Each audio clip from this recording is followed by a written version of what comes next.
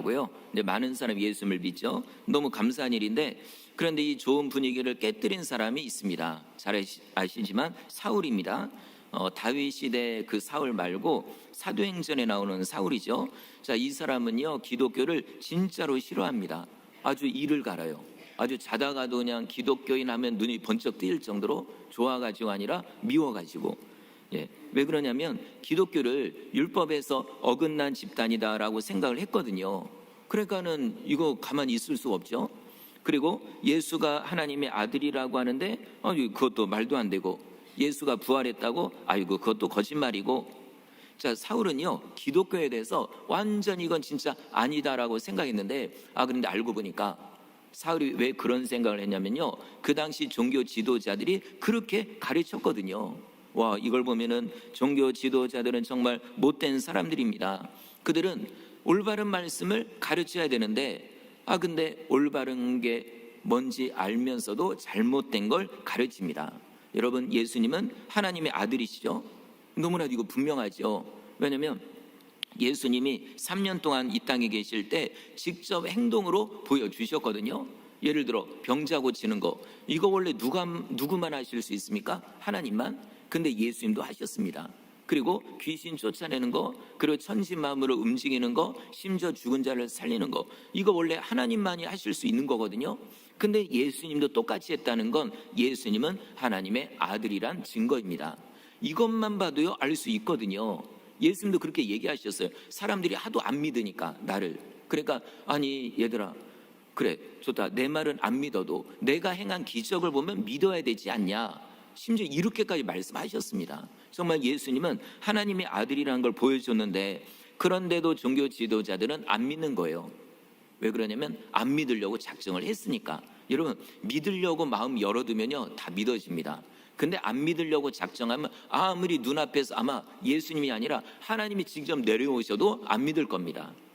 그리고 종교 지도자들은 그냥 예수님이 싫거든요. 우리의 기득권을 부셔버리는 저 존재, 우리 보고 맨날 책망하고, 아니 자기들이 잘못하니까 책망 듣는 건데, 그래서 결국 예수님을 붙잡아다가 죽입니다. 이제 속 시원하다, 죽였으니까. 자, 그런데 예수님은 돌아가신 지 3일 만에 다시 살아나십니다. 여러분, 이것만 봐도요 예수님은 하나님의 아들이십니다. 이 세상에 어떤 인간이란 존재가 죽었는데 나 다시 살아야지 벌떡 일어나고 이런 거 없거든요. 오직 예수님만이 하나님의 아들이시니까, 그리고 구원자니까. 그런데도요 종교 지도자들은 안 믿습니다. 여러분, 예수님 부활한 걸요 누가 봤냐면은 무덤을 지키고 있는 군인들이 봤거든요. 그들은 종교 지도자들이 세운 사람들이에요. 그래서 이렇게 보초를 쓰고 있는데 어두운 밤인데 갑자기 하늘에서 빛이, 좀 이따 빛 얘기가 또 나오거든요. 자, 빛이 비치는데 가만히 보니까 천사들이에요. 하나님이 보내신 천사. 이걸 보고요 깜짝 놀라서 온몸이 굳어버리고 완전 거의 기절할 정도입니다. 너무 그 강렬한 그 영적 권위 때문에. 그리고 천사들이 무덤문을 옮기는 것도 다 봤습니다. 요 군인들이요. 자, 그걸 보고서 깜짝 놀래가지고 이제 처음에는 못 움직였어요. 너무 놀래가지고. 그랬다 정신을 차리고 쫓아갑니다. 누구한테 갑니까? 종교 지도자들한테 가가지고 다 얘기하는 거예요. 본인들이 본 거를. 그래서 아이고 큰일 났습니다. 정말 천사 저 봤습니다. 천사 내려와가지고 무덤문을 열어놓고 이런 얘기를 다 해요. 자, 그러면 종교 지도자들이 그 얘기를 들으면 믿어야 될까요? 안 믿어야 될까요? 다른 사람 얘기도 아니고 자기들이 세우는 그 군인들이 얘기한 건데요, 믿어야죠. 야, 예수가 진짜 부활했나 보다, 하나님의 아들인가 보다, 믿어야 되는데 안 믿습니다. 왜 그럴까요? 아까 처음 말씀드린 것처럼 안 믿으려고 이미 작정을 했거든요. 이미 본인들이 죽였거든요. 이걸 뒤집어 엎기가 싫은 거예요. 그래서 어떻게 하냐면 군인들에게 뇌물을 주면서, 돈을 주면서, 야 너네 이거 절대로 알리지 말라고, 다른 사람한테. 그러고 지금부터 우리가 시키는 대로 말하고 다니라고. 예수는 부활한 게 아니라 예수의 제자들이 예수의 시체를 훔쳐가 놓고 예수 부활했다고 이러고 말하고 다닌다고 라고 너희들이 거짓말하라고. 여러분, 이런 얘기를 듣고요 군인들이야 좋지요, 돈도 받고. 그리고 사실 이 책임이 본인들에 있거든요. 예수를 못 지킨 책임. 근데 이 책임도 나한테 안 물고 오히려 돈을 주면서 거짓말하면 되잖아요. 그래가지고 군인들이 돌아다니면서 거짓말을 퍼뜨린 거예요. 예수는 부활한 게 아니라고.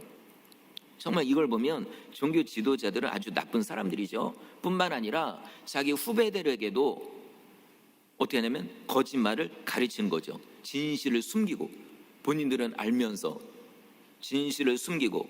자, 그래서 그들이 만들어낸 거짓말을 듣고 그것 때문에 그걸 믿은 사람이 누구냐면 사울입니다. 어떻게 보면은 종교 지도자들의 가장 큰 피해자가 사울이에요. 사울은 그 말이 진짜인지 알았거든요. 왜냐하면 선배들이 가르치니까 예수는 가짜다, 부활한 것도 가짜다, 거짓말이다, 이걸 계속 세뇌 교육을 받은 거예요. 그러니까는 아니 이런 기독교 이거 그러면 내가 앞장서서 기독교를 제거해야지. 그래서요 스데반 집사도 죽인 거고, 그래서 기독교를 엄청나게 핍박을 한 겁니다. 여러분 이걸 보면서 이런 생각이 들더라고요. 야, 이 무섭구나. 이게 잘못된 가르침이 괴물을 만들어낼 수 있구나, 이런 생각이 들더라고요. 지금도 이단과 사이비에서는 이런 괴물을 계속해서 만들어내고 있습니다. 요즘 대표적인 이단들이 있잖아요. 신천지, 하나님의 교회, 뭐 이런 이단들, 이거 말고도요 너무나도 많아요. 근데요 잘 연구를 해보면요, 이단이 어디서 톡 튀어나온 게 아니에요. 갑자기 생겨난 게 아닙니다. 원래 그 교주가 다른 이단에 있었거든요. 그래서 그 이단에서 이렇게 열심히 하다가 딱 보니까는 야, 이거 교주가 되면은 이거 부귀영화를 누리고 완전 신 대접을 받고, 야, 뭐 그냥 이거 엄청난데? 그래가지고요 거기서 나와가지고 본인이 이단을 만든 거예요. 본인이 교주가 된 거예요. 자, 그럼 이걸로 끝일까요? 그럼 또 내가 만든 이단에서 열심히 하던 사람이 다 보고 알거든요. 내가 신이 아니라는 거 알거든요. 하나님이 아니라는 거. 그래도요, 야, 이거 좋은 건데, 야, 그럼 나도 이단을 만들어야지. 그래가지고 또 나가서 다른 이단을 만들고 본인이 교주가 돼요. 그럼 보십시오. 아니 그 이단을 쭉 통계를 내보면요 재림 예수가 수십 명이 됩니다. 여러분 재림 예수는 한 명이 돼야 되거든요. 아직 안 오셨습니다. 근데 내가 재림 예수다 하는 사람이 수도 없이 많고요, 내가 하나님이라고 하는 사람도 수도 없이 많고, 심지어 내가 성령이라고 말하는 사람도 수도 그럼 이게 말이 됩니까? 여러분 이걸 보면, 자, 이단을 통해서 괴물이 계속해서 만들어지고 있습니다. 그리고 또 이단까지는 아니더라도 교회 안에서도요 저와 같은 목회자가 말씀을 올바르게 가르쳐야 됩니다. 저도 그렇고 우리 교사들도 그렇고 우리 목장 리더도 그렇고요, 만약에 말씀을 잘못 가르친다든지, 물론 몰라가지고 잘못 가르치면 나중에 바꿀 수가 있죠. 근데 의도적으로 잘못 말씀을 가르친다든지 이렇게 해가지고 되면은 이거 문제가 생깁니다. 저도 목사라고 해서 제가 뭐 하나님인 것처럼 이렇게 하면은 좀 큰일 나는 거죠.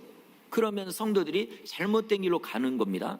그러면은 그 책임을 제가 물어야 됩니다. 성경에 이런 내용이 나옵니다. 야고보서 3장 1절, 내 형제들아 너희는 선생된 우리가 더 큰 심판을 받을 줄 알고 선생이 많이 되지 말라. 물론 선생, 교사 되게 중요합니다. 아주 정말 좋은 그런 하나의 신분이죠. 직책이고. 그런데 잘하면 좋지만 잘못하면 큰일 납니다. 만약 내가 잘못 가르쳐서 성도들이 잘못된 신앙으로 간다 그러면 그 모든 책임을 내가 물어야 되거든요. 그래서 말씀하기를 아무나, 그리고 많은 사람이 선생되는 거 그러지 말라고 신중하게 생각하고, 정말 내가 책임을 물어야 된다라고 생각하고 아주 이거를 깊이 생각하라는 그런 얘기입니다. 자, 그러면 교회뿐만 아니라 가정도 마찬가지죠. 부모는 자녀들에게 올바르게 신앙을 가르쳐야 됩니다. 올바른 신앙.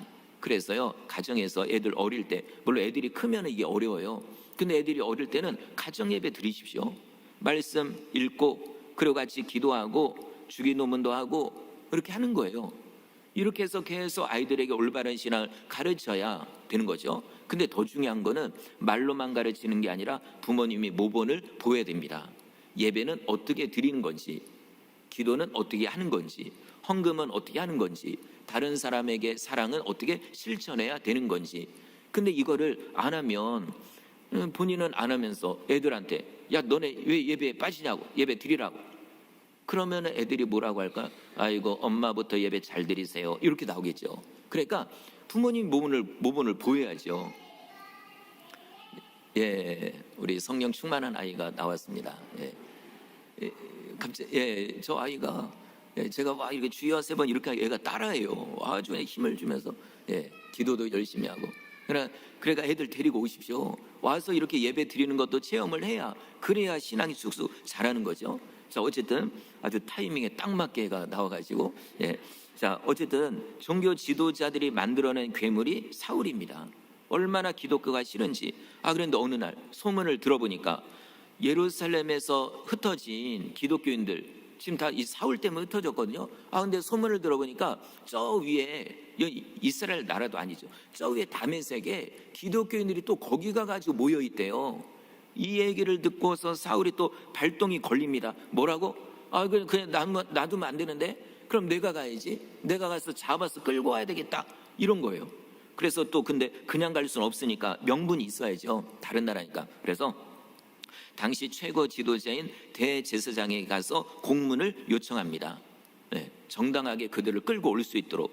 자, 이것만 봐도요, 당시 종교 지도자들이 사울을요 전적으로 밀고 있는 거예요. 근데 알고 보면 사울은 지금 조종당하고 있는 거죠. 아니, 일단 올바르게 교육도 못 받았어요. 본인은 최고로 배웠다고 했죠, 제대로. 근데 종교 지도자들 거짓말을 가르쳤거든요. 그러고 나서 사울이와 기독교를 핍박하고 이걸 보니까 종교 지도자들은 좋지요. 우리가 할 거 얘가 하고 있네. 야, 신난다, 재밌다. 그래 가서 잡아와라. 공무만 딱 써주면 되니까. 참, 이걸 보면 종교 지도자는 정말 말도 안 되는 행동을 하고 있습니다. 사울은 이것도 모르고 이게 거짓말이라는 것도 모르고 그냥 죽어라. 자, 지금 쫓아가는데, 자, 사울의 모습이 어땠는지 우리 1절을 읽겠습니다. 시작. 사울의 주의 제자들에게 대하여 여전히 위협과 살기가 등등하여 대제사장에게 가서 예수님을 믿는 성도들, 제자들 이들을 잡으려고 하는데 위협과 살기가 등등하대요. 마치 싸나운 사자, 호랑이가 먹잇감을 뜯어먹기 위해 잡기 위해서 눈에 살기가 등등한 것처럼, 여러분 이 동물도 예를 들어 고양이 귀여워가지고 이렇게 키우시잖아요. 그런데 고양이도요, 쥐를 보면 눈빛이 달라집니다. 주인 앞에서 그냥 애교 떨고 한 이런 태도가 아니라 완전히 눈빛이 바뀌어가지고 막 이를 드러내고 이런 거거든요. 사울의 모습도 똑같습니다. 눈에서 살기가 등등하고 당장이라도 물어뜯을 것처럼 이러고 있는 이 모습들. 자, 실제로 기독교가 핍박당한 역사를 보면 사람들이요 진짜로 잔인합니다. 지금이야 여기 계신 분들 예배드리고 하니까 다 얼굴도 정말 부드럽고 천사 같고 막 이러잖아요. 근데요, 어떤 극단적인 상황에 딱 다다르면 사람들이요 완전히 바뀝니다. 기독교가 핍박당할 때, 특히 우리나라가 일본에 압제를 당할 때 얼마나 핍박당했습니까? 그때 일본 사람들이요 마치 싸나운 짐승처럼, 아니 이성 없는 짐승처럼 기독교인들을 붙잡아다가 고문시키고 죽이고, 주기철 목사님이 그랬어요. 그냥 뒤집어 매달려 가지고 그래 고추탄 그 물로 계속해서, 그러니까 뒤집어 있는데도 배가 불러오르죠. 처음엔 안 마시지만 숨을 쉬다 보면 자동적으로 마시게 돼요. 이런 거를 발로 차고 그런 데다 가족 불러다 놓고 가족들이 보게 하면서 그런 고문을 시키고, 못으로 박혀있는 판자에다 못을 박아서 뒤집어 놓으면 뾰족뾰족 올라가 있잖아요. 이거를 걷게 해서, 여러분 이거는 그냥 보통이고 그 무시무시한 일들. 그러니까 사람이 한번 뒤집어지면 이건 사람이 아닙니다. 근데 기독교인들이 그런 고통을 당했죠. 자, 지금 사울의 눈빛도 똑같습니다. 기독교인들을 잡아서 죽이려고, 완전히 이건 마귀에게 쉬운 거죠. 이런 모습들. 자, 이걸 보면 예전에 다윗을 죽이겠다고 쫓아다닌 사울이나 오늘 본문에 나온 사울이나 똑같은 것 같아요. 시대는 다르고 원래 사람 자체가 다른 건데 하는 행동을 보면 너무나도 똑같죠. 그런데 오늘 이런 사울에게 충격적인 일이 일어납니다. 사울 본인도요 이런 일이 일어나려고는 상상도 못했습니다. 아무도 상상 못했어요. 심지어 베드로, 요한, 그런 사람도 나중에 사울이 바뀐 다음에 사울이 그들을 만나려고 와요. 이 못 믿었거든요. 제자들은 베드로도 요한도 어떻게 사울이 바뀌냐고, 우리를 가장 핍박하고 가장 죽이려고 했던 그 존재가 바뀐다, 우리 못 믿겠다고. 이거 혹시 우리를 잡으려고 하는 속임수 아니냐고, 이 정도로요. 그러니까 사울이 변하리라고 상상한 사람 아무도 없습니다. 근데 오늘 그 일이 일어납니다. 우리 3절 읽어볼까요? 시작. 다메섹에 가까이 이르더니 호련히 하늘로부터 빛이 그를 둘러 비추는지라. 아멘. 예루살렘에서 다메섹까지는 거리가 200km가 넘습니다. 근데 지금처럼 버스나 비행기가 있는 것도 아니고, 그래도요 힘든 걸 몰라요. 이 사울은 자체가 내가 이거 하겠다 그러면 그냥 물불 안 가리고 합니다. 그런데요, 어떻게 보면 참 이런 사울을 하나님이 나중에 쓰시거든요. 그랬더니 이런 열정은 그때나 나중이나 똑같아요. 나중에도요 수백 킬로가 아니라 수십만 킬로를 다니며 복음을 전하거든요. 어쨌든 이 사울, 완전히 기독교인들을 잡아 죽이려고 그 먼 거리를 눈에 불을 켜고 달려갑니다. 이거 혼자만 가나요? 여러 사람이 같이 가겠죠. 잡아와야 되니까. 그냥 거기서 죽이면 혼자 가도 되지만 잡아와야 되니까 아마 엄청난 사람을 이끌고 갑니다. 그런데 다메섹에 도착하기 직전에 갑자기 오늘 본문에 보면 호련히 하늘로부터 강한 빛이 비춥니다. 근데요, 이때가 몇 시냐면은 사도행전 22장에 보니까 정오래요. 낮 12시. 그런 햇빛이 가장 뜨거울 때예요. 그런 가장 뜨거울 때, 오늘 엄청 덥잖아요. 이런 땡볕에 나가 있으면 진짜 쓰러집니다. 그런 낮인데 완전히 태양빛이 밝은 이때인데 그 빛보다 더 강렬한 빛이 이들에게 비추는 거죠. 태양보다 더 강렬한 빛. 그러면 이 빛은 어떤 빛일까요? 바로 예수님의 빛입니다. 십자가에서 죽으시고 3일 만에 부활하신 그 예수님, 물론 오래전에 하늘 올라가셨습니다. 그런데 다시 이 땅에 오셨습니다. 누구를 만나려고요? 사울을 만나려고. 지금도 예수님은 우리를 만나 주십니다. 여러분, 이런 체험하는 분들 많이 계시거든요.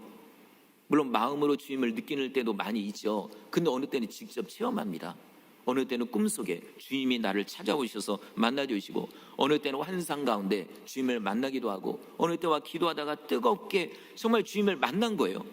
저 같은 경우는 학생 때 물론 눈으로 보이는 건 아닌데 너무나도 확실하게 주님이 계시거든요. 내 앞에. 형한테 얘기했어요. 형님한테, 형, 예수님 여기 앞에 계신다고. 왜냐면 전 너무 믿어지거든요. 그냥 예수님이 계신다 이게 아니라 너무 믿어져요. 진짜로 내 앞에 형이 있고 내 가족이 있는 것처럼 예수님이 내 앞에 계신 게 너무 믿어지거든요. 여러분, 예수님은 지금도 우리를 만나 주십니다. 간절히 사모하는 사람, 이런 사람을 만나 주시거든요. 그리고 이 예수님은 빛으로 이 땅에 오셨습니다. 요한복음 1장에 보면 예수님을 가리켜 빛이다라고 표현을 합니다. 어둠을 비추는 빛, 세상의 생명의 빛, 참 빛. 요한복음 8장에서도 예수님이 직접 말씀합니다. 나는 세상의 빛이다라고요. 근데 이게 그냥 상징적으로 말씀한 게 아닙니다. 예수님은 진짜로 빛이거든요. 빛. 이 천신만물을 누가 만드셨죠? 하나님이요. 근데 하나님 혼자 만든 게 아니라 예수님과 함께 만드셨습니다. 이게 요한복음에 계속 나와요. 예수님이 하나님과 함께 이 만물을 만드셨다고. 그러면 태양빛, 지금처럼 LED도 있고 레이저도 있고 하지만 옛날에 빛이다라 그러면 태양이에요. 그럼 그 태양을 만든 분이 누굴까요? 예수님이거든요. 빛이라는 그 근본, 그 원조, 그게 예수님이에요. 하나님과 예수님은 원래 빛이십니다. 원래 빛.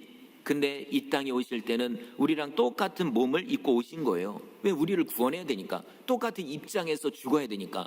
그래서 이 땅에 오실 때만 인간의 몸을 입으신 거지, 원래는 예수님은 빛이십니다.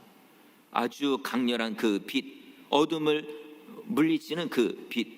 이거를 예수님이 살아계실 때 한번 보여준 사건이 있습니다. 마태복음 17장인데요. 예수님이 제자들 3명 함께 산에 올라가서 기도하십니다. 이때요, 기도하시는데 갑자기 예수님의 그 근본적인 빛이요, 피부를 뚫고 나오는 거죠. 심지어 옷을 뚫고 나옵니다. 마태복음 17장 2절입니다. 그들 앞에 변형되사 그 얼굴이 해같이 빛나며 옷이 빛과 같이 휘어졌더라. 여러분, 이게 예수님이 진짜 모습입니다. 정말 간절히 기도하는 그 시간에 그 예수님의 근본의 빛이 모든 걸 뚫고 나오는 거죠. 이걸 제자들이 보고 깜짝 놀랍니다. 이게 진짜 예수님의 모습이구나. 모세가 구약시대 모세 있죠. 모세가 하나님과 같이 기도하고 가까이 하다 보니까 모세도 빛이 났어요. 근데 예수님과 근본적으로 다릅니다. 자, 모세는 하나님을 가까이 했기 때문에 그 빛으로 인해 빛이 나는 거고요. 근데 예수님은 원래 빛이십니다. 근본적으로 빛이신 거예요. 그러니까 근본적으로 이게 다른 거죠. 자, 예수님의 빛이요 얼마나 강렬한지 사울이요 그 자리에서 깜짝 놀라서 엎어져 버립니다. 그리고 주님의 음성이 들립니다. 사울아 사울아 네가 어찌하여 나를 핍박하느냐. 근데 사울은요 그분이 예수님인 줄 몰라요. 알면은 이미 믿었겠죠. 예전에 몰라요. 그래서 물어봅니다. 주여 누구십니까? 주님이라고 해서 나의 주님 이런 의미가 아니라 나보다 높은 존재. 당연히 느낌으로 알 거 아니에요. 예. 나랑 인간의 똑같은 이런 대상이 아니니까. 그래서 주여 누구십니까? 그러자 예수님이 대답하십니다. 나는 네가 핍박하는 예수라. 여러분 이 얘기 듣고요 아마 기절했을 거예요. 진짜 기절할 정도 놀랐을 겁니다. 왜냐하면 여태까지 예수는 나쁜 존재로 알고 있었거든요. 그리고 예수는 하나님의 아들이 아니고 예수가 부활했다 다시 살아났다 이거 거짓말로 알고 있었거든요. 근데 지금 나타났어요. 나에게 예수님이요.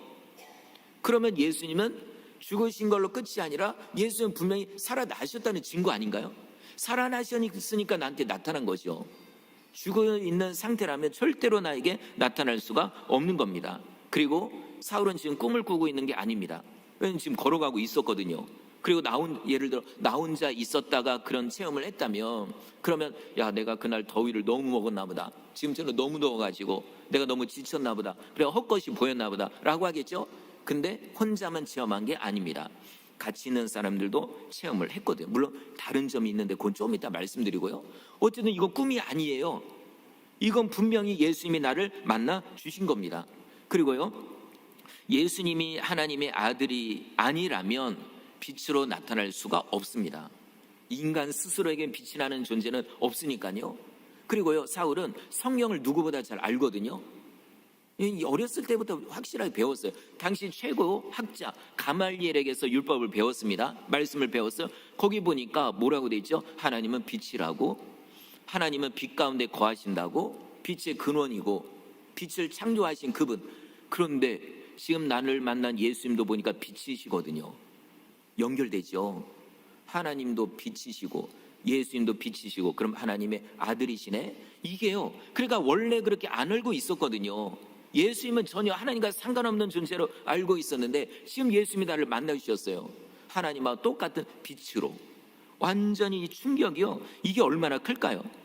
정말 모든 것들이 머릿속에서 다 지금 완전히 뒤집어지고 있고 혼란케 되어지고 있고 이게 마치 무엇과 같냐면은 하나님의 천지 만물을 창조하기 전에 혼돈의 상태하고 똑같은 겁니다. 질서가 있기 전에 혼돈의 상태. 지금 사울은 새롭게 창조되고 있는 겁니다. 여러분 우리도 이런 시간이 필요합니다. 뭔가 새롭게 예전에 알고 있는 추상적으로 알고 있는 예수 이게 아니라 정말 인격적이고 살아있는 존재로 계시는 그분을 내가 만나야 그래야 내 신앙이요 확고해지는 거죠. 지금도 이런 체험을 하는 분들이 있습니다. 원래는 예수님을 안 믿었거든요. 안 믿었어요. 그리고 기독교를 싫어했거든요. 심지어는 기독교인을 핍박했거든요. 내 가족도 예수 믿는다 그럼 아주 싫어했습니다. 예전에 어떤 분은 아들이 예수 믿는다고 하니까 거기다가 목회한다고 신학한다고 하니까 칼로 그냥 무릎 이런 분도 있고 성경 찢어버리고 두들겨 패고 이런 분들. 그런데요 그런 분이 예수님을 만납니다. 그런 분이 예수님을 만나고 완전히 변화되거든요. 자, 이런 정말 극적인 체험을 하는 분도 있고 어느 분은 잔잔하게 나도 모르는 사이에 근데 내가 예수님을 만난 게 확실해. 왜냐하면 변화가 있거든요. 여러분 예수님을 확실하게 만나면 변화가 있습니다. 물론 만나는 그 모습은 다 달라요. 사람마다 극적으로 만나는 경우도 있죠. 근데 어려서부터 교회를 다니며 잔잔하게 만나는 경우도 있습니다. 근데 분명히 다릅니다. 말이 바뀌고 행동이 바뀌거든요. 그 증거가 확실해야 이게 진짜 예수님을 만난 사람의 분명한 그런 모습입니다. 자, 예수님이 사울에게 또 이렇게 말씀합니다. 우리 6절 읽어볼까요? 시작. 너는 일어나 시내로 들어가라. 네가 행할 것을 내게 이를 자가 있느니라 하시니. 아멘. 일어나서 다메섹으로 들어가라. 왜냐하면 네가 앞으로 어떻게 해야 될지, 네가 무엇을 해야 될지 이런 거를 잘 가르칠 사람이 있다. 내가 준비해놨다라는 겁니다. 여러분, 이걸 보면서 야, 역시 하나님은 다 계획이 있으시구나. 그때도 말씀드렸죠. 절대로 이 세상에 우연은 없습니다. 절대로 우연은 없어요. 오늘도 예수님이 나타나셨을 때, 자, 한번 지구에 한번 가볼까? 자, 사람들 어떻게 사나 볼까? 오늘 여기 보니까 다메섹에 제 사울이 오고 있네. 야, 그럼 오늘 만나야지. 여러분, 이거 아닙니다. 이미 계획하고 계셨습니다. 이미 예전부터요. 사실 사울을 통해서 기독교가 핍박당했죠. 근데 이것도 하나님의 섭리예요. 하나님의 계획입니다. 왜냐하면 그렇게 해서 기독교인들을 다 흩어가지고 복음을 전국에다 선포하려고. 그래서 하나님이 사울을 이용을 한 거죠. 근데 그걸로 끝이 아닙니다. 이제 사울을 통해서, 진짜 사울의 입을 통해서 전국의 복음을 전하기 위한 하나님의 뜻, 하나님의 섭리, 그게 있었기 때문에 오늘 사울을 만나 주신 거죠. 여러분, 이 땅에 우연은 없습니다. 그래서 혹시라도 가족이 자꾸만 나를 교회 다닌다고 핍박하면요, 너무 원망하지 마십시오. 이것도 하나님의 뜻입니다. 아, 여기도 뭔가 뜻이 있겠다. 아, 내 가족을 나중에 사울처럼 쓰시려고 하나 보다. 아니면은 내 신앙을 위해서. 왜냐면 사실 모든 게 여유롭고 모든 게 편하고 어려움도 없고 그러면요, 신앙이 자라질 않거든요. 어려움도 당해봐야, 고난도 당해봐야 기도도 더 하게 되고 더 간절하게 되고, 그런 이유 때문에 때로는 일부러 고난도 주시는 겁니다. 그러니까 어쨌든 모든 건 하나님의 뜻이 있습니다. 자, 예수님이 말씀하셨죠. 다메섹으로 들어가라고, 특별한 사람을 만날 거라고. 보십시오. 빛 가운데 주님이 만났습니다. 그리고 음성을 들려줬습니다. 그런데요, 좀 이상한 건 그 자리에 사울만 있는 게 아니라 여러 사람이 같이 있다고 했잖아요. 그런데 체험한 내용이 달라요. 똑같은 자리 있었는데, 자, 두 가지가 다릅니다. 첫 번째, 그들도 강렬한 빛은 봤어요. 그런데 그게 예수님의 빛이라는 건 모릅니다.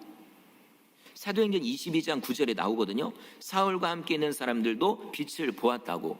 근데 그 빛이 예수님인지 모릅니다. 누구만 알까요? 사울만 알아요. 왜냐하면 예수님의 이 자리에 오신 목적은 사울 때문이니까. 자, 그 다음 두 번째, 그들도 소리는 들었지만 그게 예수님의 음성인 줄은 모릅니다. 우리 7절 읽어볼까요? 시작. 때가 된 사람들은 소리만 듣고 아무도 보지 못하여 말을 못하고 서 있더라. 아멘. 여기서 말하는 소리는 예수님의 음성입니다. 그런데요, 모르는 거예요. 예, 이게 예수님의 음성인 줄 모르고요, 그리고 내용도 모릅니다. 여러분, 분명 예수님이 음성을 들려줬잖아요. 구체적으로 나는 네가 핍박하는 예수라고, 네가 왜 나를 핍박하냐고, 그리고 다메섹으로 들어가라고, 그러면은 너에게 모든 걸 알려줄 사람이 있을 거라. 이거 분명히 내용이 있는 겁니다. 근데 옆에 있던 사람들은 내용을 모릅니다. 누구만 알죠? 사울만 압니다. 왜냐하면 예수님이 이 자리에 나타나신 이유는 사울 때문이니까. 자, 성도 여러분, 지금도 이 영적인 세계는 진짜로 신기합니다. 우리 상식으로 이해할 수 없는 일들, 그리고 우리의 말로 설명할 수 없는 일들이요, 지금도 일어나고 있어요. 여러분, 영적인 체험들이 있습니다. 예를 들어 같은 자리에서 같은 소리를 들었는데 누구는 그게 예수님인 줄 아는데 누구는 모르고요. 그리고 또 같은 자리에서 빛은 봤어요. 근데 누구는 예수님인 줄 알고 누구는 예수님인 줄 모릅니다. 요한복음 12장에도 그런 내용이 나옵니다. 자, 예수님이 하나님께 간절히 기도해요. 이제 십자가에 못 박히는 날이 얼마 안 남았거든요. 그래서 간절히 기도하십니다. 주로 이런 내용이에요. 하나님, 정말 예전에도 하나님 영화롭게 하고, 뭐 저도 영화롭게 해주셨는데 이번에도 영화롭게 하십시오, 이런 기도요. 근데 그 기도가 끝나자 하나님의 음성이 들립니다. 명확한 음성. 그래, 내가 이미 영광스럽게 하였고 또다시 영광스럽게 하리라, 이런 분명히 내용이 있잖아요. 근데 예수면 들었는데 옆에 있던 사람들은 못 들었습니다. 뭔가 소리는 들었어요. 근데 뭔지를 모르겠는 거예요. 그래서 옆에 있던 사람들이 뭐라고 하냐면은, 야, 갑자기 천둥이 쳤다. 분명히 들었죠. 들었으니까 천둥 소리라고라도 얘기를 하죠. 근데 그게 예수님의 음성인 줄 모릅니다. 또 어떤 사람은 이렇게 해요. 야, 그거 천둥이 아니라 천사가 얘기한 것 같은데? 그래도 이렇게 얘기한 사람은 좀 더 영적인 사람인데 그래도 못 알아들어요. 이건 하나님의 음성입니다. 여러분, 그래서 예전에도 말씀드렸는데 뭐 가끔 이렇게 비 많이 오고 천둥 소리 나잖아요. 근데 그 천둥 소리죠. 근데 그런 가운데서도 주님의 음성을 듣는 사람이 있습니다. 예, 바람 소리죠. 그래요, 바람 소리예요, 흔한. 그런데 어떤 사람은 바람 소리 중에 하나님의 음성을 듣습니다. 여러분, 이게 진짜 신기한 거예요. 그런 얘기 하는 거 듣고 아이고 미쳤다고 왜 저러냐고 이러지 마십시오. 그 사람 직접 들었거든요. 여러분, 이런 영적인 체험들. 그런데 뭐 이런 특별한 체험 아니고서도 제가 전도를 해보면 전도 현장에도요 이런 극과 극의 반응을 봅니다. 제가 전하는 건 똑같아요. 예수님은 하나님의 아들이십니다. 우리는 죄인입니다. 그런 예수님을 믿어야 구원받습니다. 천국과 지옥은 있습니다. 얘기하는 거 똑같거든요. 근데 어떤 분들은 이거를 거부하죠. 그런 게 어딨냐고. 당신 천국 가봤냐고. 하나님 봤냐고. 왜 그런 거 없다고. 아유, 시간 없는데 귀찮다고. 이런 분들이 사실 많아요. 근데 어떤 분들은 믿거든요. 진짜 그러냐고. 아주 귀담아 들어요. 주로 아이들이 그렇습니다. 제가 이제 아이들 같은 경우는 글 없는 책으로 전도를 합니다. 색깔만 있는 거. 그러면 아이들이요 잘 들어요. 네. 진짜 듣고 어느 때 이제 그 자리에서 기도를 합니다. 그럼 기도를 또박또박 따라오거든요. 그러니까 보시면은 똑같은 내용을 얘기하는데도 어떤 사람은 받아들이고 어떤 사람은 받아들이지 않습니다. 근데 전도 현장만 그런 게 아니라 때로는 예배당에서도 그렇습니다. 어떤 분들은 말씀 들을 때 믿음으로 받아들입니다. 그래서 그게 열매를 맺어져요. 은혜가 됩니다. 삶의 변화가 와요. 근데 이거를 거부하는 사람은 아무리 설교를 100번은 들어도 전혀 유익하지가 않습니다. 중요한 건 내 마음을 열어야 되는 거죠. 그래야 어느 땐 설교 듣다가 눈물도 나고 내 죄가 깨닫게 되고, 그리고 또 어느 땐 낙심했다가 말씀 듣고 힘이 나고, 이런 겁니다. 마음을 열어야 은혜를 받는 거죠. 자, 우리 8절도 읽겠습니다. 시작. 바울이 땅에서 일어나 눈을 떴으나 아무것도 보지 못하고 사람의 손에 끌려 다메섹으로 들어가서. 아멘.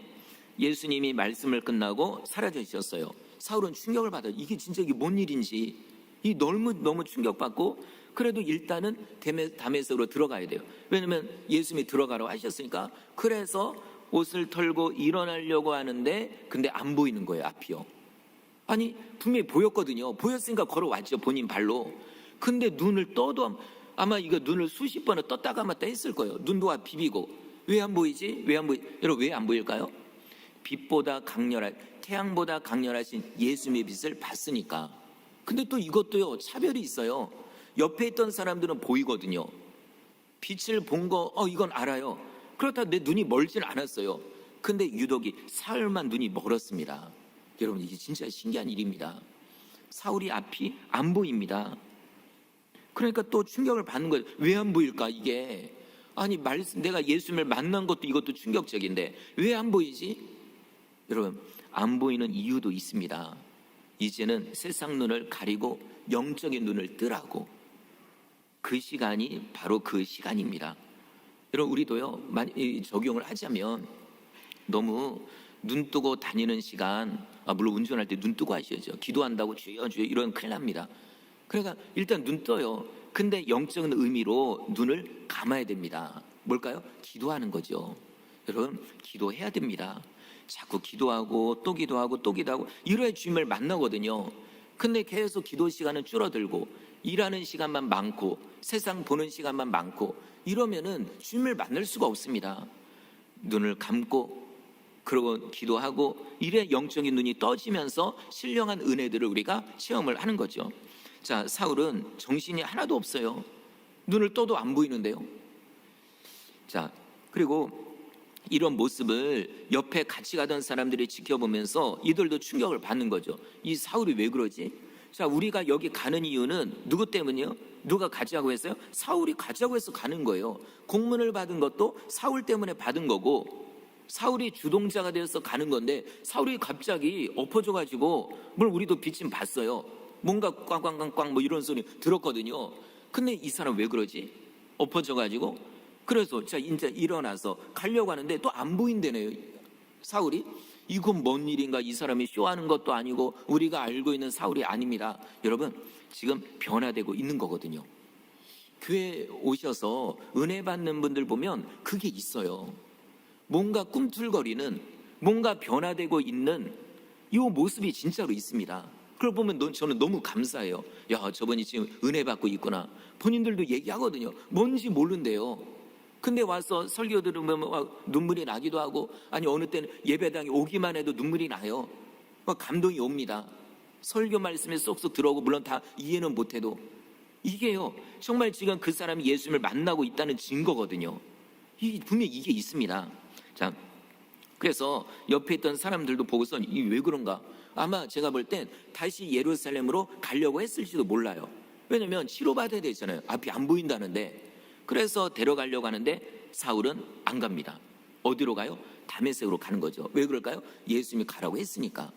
여러분, 나도 모르는 사이에 주님의 음성에 순종하고 있는 이 모습, 여러분 진짜 신기하지 않나요?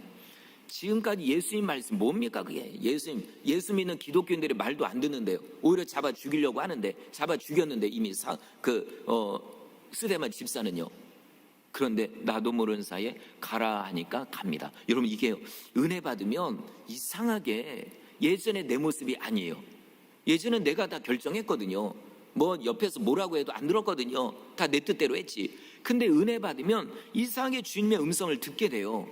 그 말씀에 순종하게 됩니다. 지금도 교회 오신 지 얼마 안 된 분들도요, 전도합시다 그러면 전도를 하거든요. 기도합시다 그러면 기도하거든요. 새벽에도 기도하고, 모이면 기도하고, 전도도 하고. 여러분, 이게요 진짜 은혜 받는 사람의 모습입니다. 그럼 나는 적용하면 나는 어떤가? 나는 정말 주님의 뜻대로 움직이고 있는가? 아니면 다 내 뜻대로 하고 있는가? 내 뜻대로 한다면 나는 은혜 받고 있는 게 아닙니다. 주님 뜻대로 순종하는 모습이 있어야 내가 진짜 은혜 받는다는 그게 증거죠. 자, 사울은 충격 속에 다메섹으로 갑니다. 걸어갈 때도요 못 가잖아요, 혼자. 그럼 옆에 사람들이 데리고 가는 거예요. 얼마나 많은 생각을 했을까요? 얼마나 충격을 받았을까요? 옆에 말은 못하고. 왜냐면 지금 괜히 말할 수도 없어요. 예수 믿는 사람 잡아 죽이러 끌고 가러 가는데 갑자기 나 예수 만났다 이러면 이거 미쳤다고 하기 갈 거 아니에요. 자, 이 사울이 9절에 보니까 다메섹으로 들어가서 3일 동안 아무것도 안 먹고 마시지도 않습니다.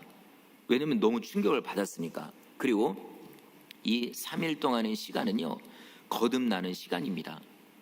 완전히 새 사람으로 거듭나는 시간이죠. 그리고 이 시간을 통해 사울은 마음의 결단을 내립니다. 두 가지 중에 하나예요. 원래 사울이라는 사람이 그런 존재예요. 기면 기고 아니면 아니고. 여태까지 종교 지도자들의 말을 그대로 믿고 있었거든요. 그러면 앞으로도 그 말을 따라야 될지, 아니면 이제 다 그거 끊고 이제는 예수 믿는 사람으로 살아야 될지 여기서 결단을 내려야 됩니다. 어떻게 했을까요? 감사하게도 종교 지도자의 말을 이제는 끊고 이제는 예수 믿는 사람으로 예수를 믿겠다고 그 자리에서 결단을 내립니다. 이 3일의 시간 동안이요. 여러분, 이 3일의 시간을 통해 제가 볼 때 눈물을 흘리며 회개했을 거예요. 왜냐하면 여태까지 얼마나 못된 짓을 했나요? 누구보다 못된 짓을 했잖아요.